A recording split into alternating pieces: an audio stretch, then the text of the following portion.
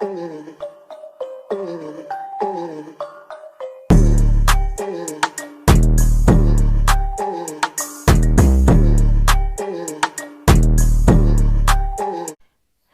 YouTube, it's Aaliyah here, your favorite YouTube nail tech, period. And today I'm back with another video. I know it's been a long time. It's been like a month since I uploaded on YouTube, which is just ridiculous. But I've been real busy with something that I have coming out that y'all gonna know about in the next video. So you guys, today's video is very much so beginner friendly, Ombre edition. I'm just gonna basically go through the steps on how I lay my acrylic, how I do my ombre, and basically all the importance of building your application in a smooth lay.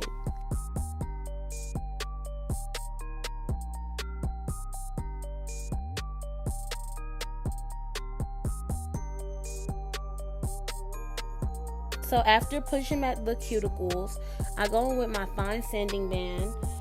That's with my e-file, and basically I just do this step so your acrylic could adhere to your natural nails.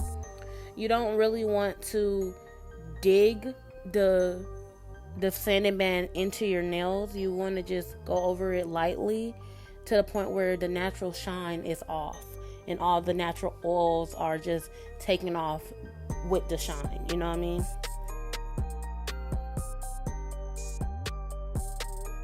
Also, I go in with this cuticle bit.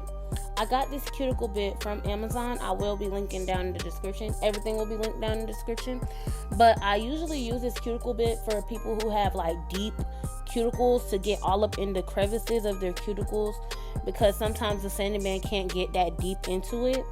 And also, you want to use your e-file at like a very low RPM.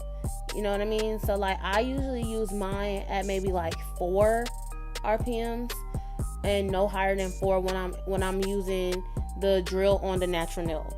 No higher than 4, but you could even do lower than 4. But I, just use 4. I don't go no higher than 4.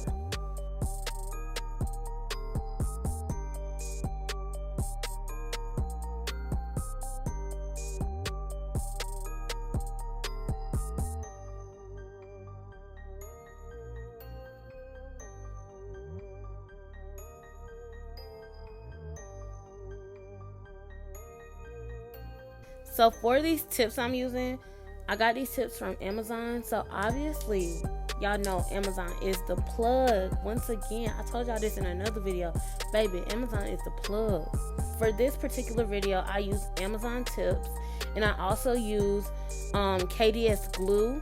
I got the KDS glue off Amazon as well. Y'all are asleep on Amazon if y'all don't got some of y'all nail supplies from Amazon. Period.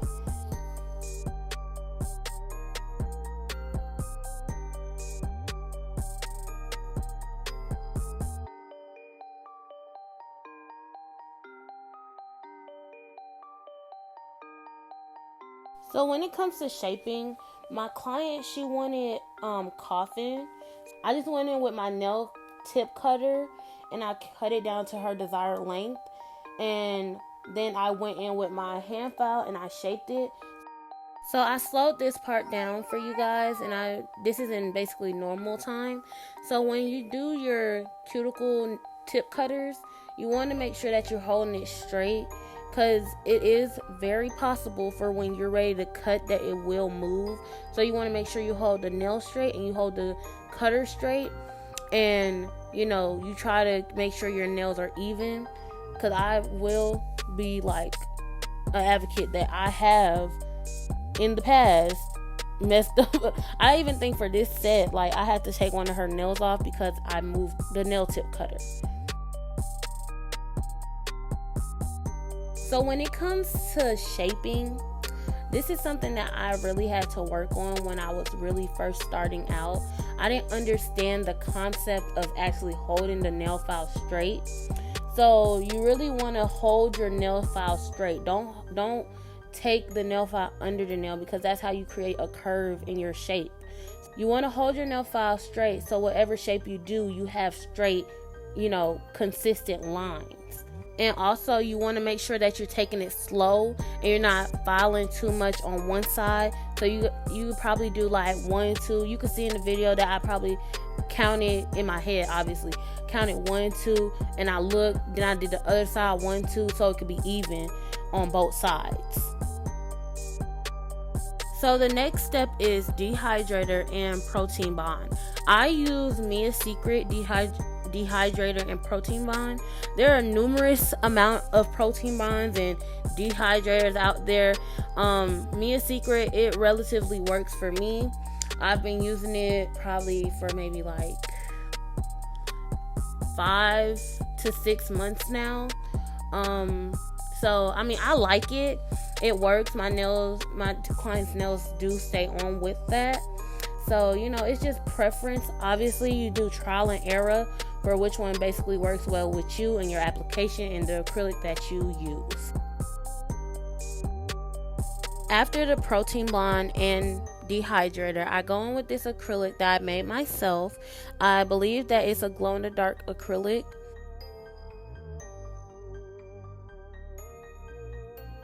So basically, there is really no art to doing an ombre nail. It's actually very much so easy with practice.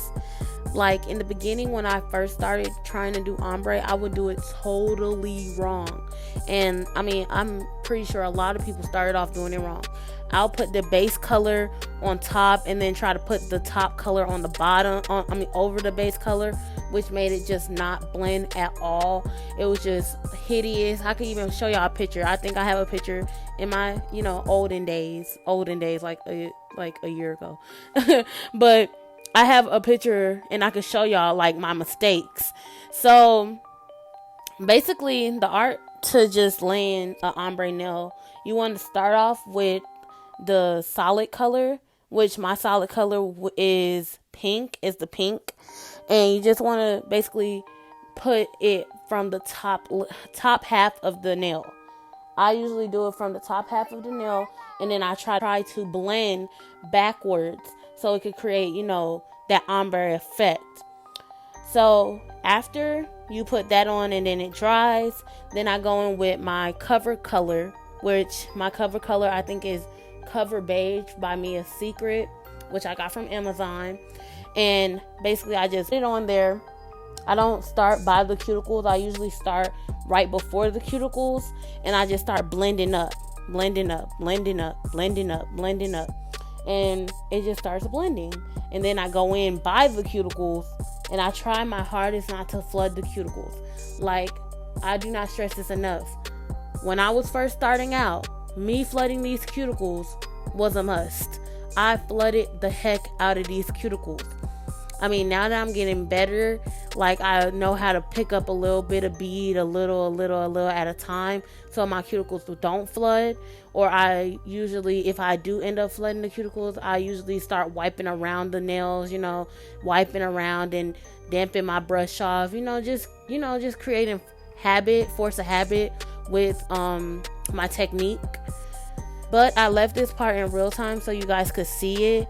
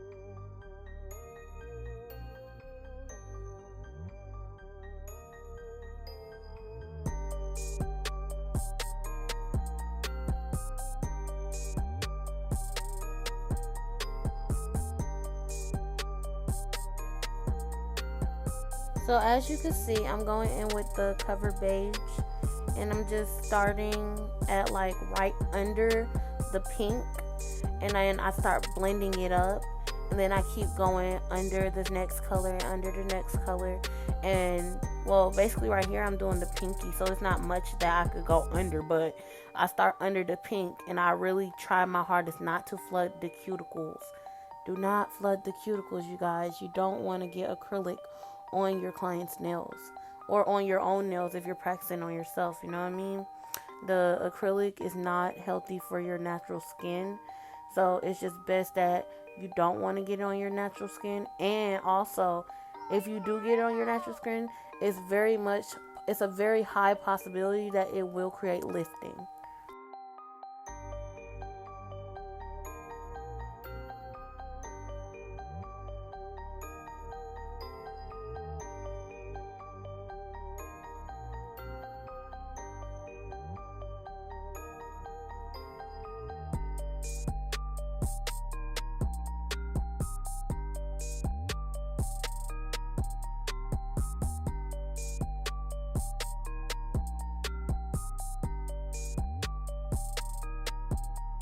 So these are how the nails look. I just love them so much, and I love that this is a color that I made, or a color I mixed. I'm a mixologist. Stop playing with me.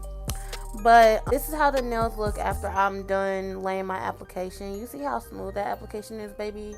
Don't play with me. But I'm finna go in with my hand file once again to just christen up the shape and just make the lines, crisp, and just make it look neat after laying the application. Because after you're laying your application, acrylic does fall, and acrylic does make the nail more bulkier. So it just makes sense for you to go in with your hand file to reshape your nails. So when I reshape my nails, you could see in the video that I usually use my finger to go up under their skin on the sides, because usually sometimes the acrylic might get stuck to the skin a little bit, and then I just file it off with the hand file. Like I said in the beginning, you want to hold your hand file straight as you can, so your shaping could be straight and crisp. You don't want to hold it at an angle or a curve, because once you hold it at an angle and a curve, your nails will turn out curved.